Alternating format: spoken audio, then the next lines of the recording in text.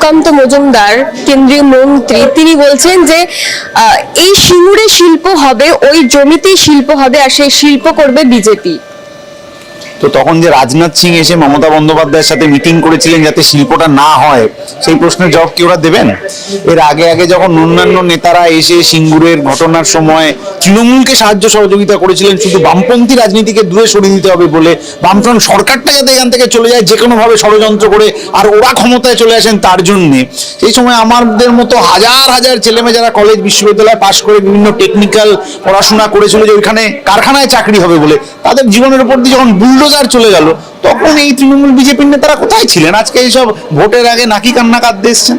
কৃষকদের কাছে তারা আমন্ত্রণ পত্র, সুকান্ত মজুমদার নিজে একজন কেন্দ্রীয় মন্ত্রী হয়ে কৃষকদের কাছে কাছে গিয়ে আমন্ত্রণ পত্র দিচ্ছেন যাতে তারা মোদীর সভায় আসে, কিন্তু এরাই তো এতদিন কোনোদিন কৃষকদের নিয়ে কথা বলেনি। বিজেপির নেতারা বা কৃষকদের নিয়ে কথা বলবে কি? কালা কানুন কেন কৃষকদের ওপর চাপিয়ে দেওয়া হলো সেই প্রশ্নের জবাব দিতে হবে।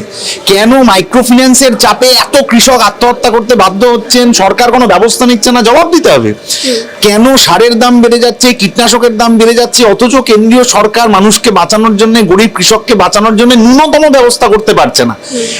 দিল্লির সীমান্তে যে কৃষকরা অবস্থান করছিলেন তাদের উপর যে পরিমাণ আক্রমণ, যে পরিমাণ নির্যাতন দিল্লির সরকার, কেন্দ্রের সরকার, বিজেপির নেতারা করেছেন, তারপর এখন কৃষকদের বাড়ি বাড়ি যাচ্ছেন, কথা বলছেন কি করে?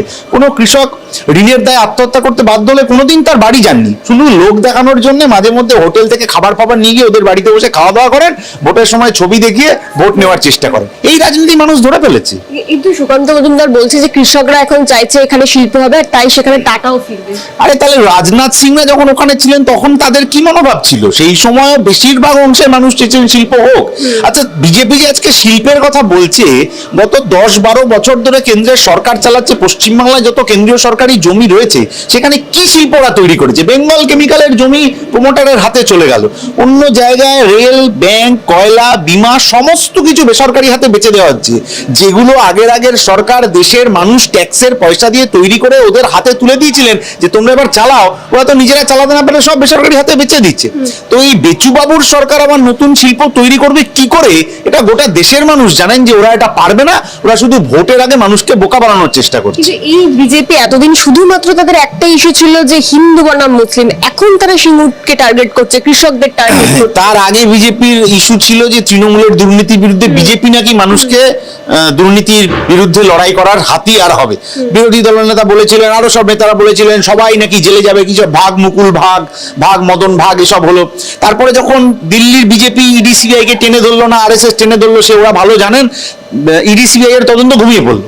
তারপরে ওরা চলে গেলেন মন্দির মসজিদে, তারপর আবার এখন চলে যাচ্ছেন অন্য কোনো শিল্প হবে কি হবে না এইসব। যত ভোট আসবে একটা কোনো জায়গায় দাঁড়িয়ে একটা কোনো নীতির ভিত্তিতে লড়াই না করে পাল্টে পাল্টে পাল্টে পাল্টে যেতে হয়, যাতে করে মানুষ আর সেটা ধরতে না পারেন। এই বিজেপির নেতারা তো বলেছিলেন কালো টাকা উদ্ধার হলে 15 লাখ টাকা করে আসবে সবার অ্যাকাউন্টে, কই এলো না তো।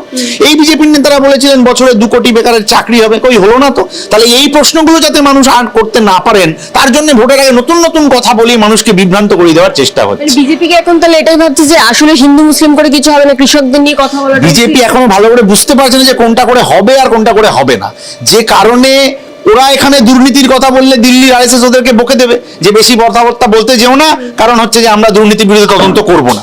ওরা যদি এখানে কাজের কথা বলতে চায় তাহলে বলতে হবে যে কয়লা খনি, ইস্পাত শিল্প, রেল, এগুলো কেন বেসরকারি হাতে চলে যাচ্ছে। ফলে বিজেপি, পশ্চিমবাংলার বিজেপি তো হতাশ এবং দিশেহারা, যে কারণে তাদের রাজ্য সভাপতিকে বলতে হয় যে ইডি সিবিআই তদন্তে আমি হতাশ। কারণ দিল্লির বিজেপি আরএসএস এর সাথে এখানকার তৃণমূল কি এমন কথা বলে নিয়েছে, কি এমন বন্ধুত্ব করেছে, কি বোঝাপড়া করেছে, যার জন্য দুর্নীতির কারুর তদন্ত হচ্ছে না, সবাই ছাড় পেয়ে যাচ্ছেন। আর এখানে কাজ না হওয়ার জন্য যে যন্ত্রণায় ভুগছেন কৃষক, তার জন্য রাজ্যের সরকার, কেন্দ্রের সরকার কেউ কোনো ব্যবস্থা নিচ্ছে না। কিন্তু এখন এই তৃণমূল কংগ্রেসের দেবাংশু ভট্টাচার্য তিনি বলছেন যে কোনোদিনই টাটা বনাম তৃণমূল কংগ্রেস ছিল না, তাদের আসল লড়াইটা ছিল জমি নিয়ে, কারণ ওই জমিটা অবৈধভাবে নেওয়া হয়েছিল, বেআইনিভাবে। তৃণমূলের নেতা তো উনি নতুন এসছেন, টাটার বিরুদ্ধে লড়াই ওরা কেন করেছিলেন ওরাই বলতে পারবেন। টাটার জিনিসপত্র ফেলে দেওয়া। সৌগত রায় এখন ওদের সাংসদ, ওইসব কি ঘড়ি একটা টাটা কোম্পানি, সেই ঘড়ি নাকি ফেলে দিয়েছিলেন কোথায় একটা অবস্থান করতে গিয়ে। তাহলে কেন টাটার বিরুদ্ধে লড়াই করেছিলেন সেটা আমাদের জানার কথা না, ওরাই জানেন কেন করেছিলেন। কিন্তু গুরুত্বপূর্ণ হচ্ছে যে একটা কারখানা তৈরি হতো সেখানে শুধু বুদ্ধবাবুর ভাইপো নিরুপম বাবুর ভাইপোর কাজ হতো না, পশ্চিমবাংলার সমস্ত সাধারণ মানুষের ভাইপো ভাইজিদের চাকরি হতো, যেটা এই দেবাংশু বাবুদের আগের প্রজন্মের নেতারা হতে দেননি শুধু নিজেরা ক্ষমতায় বসবেন বলে।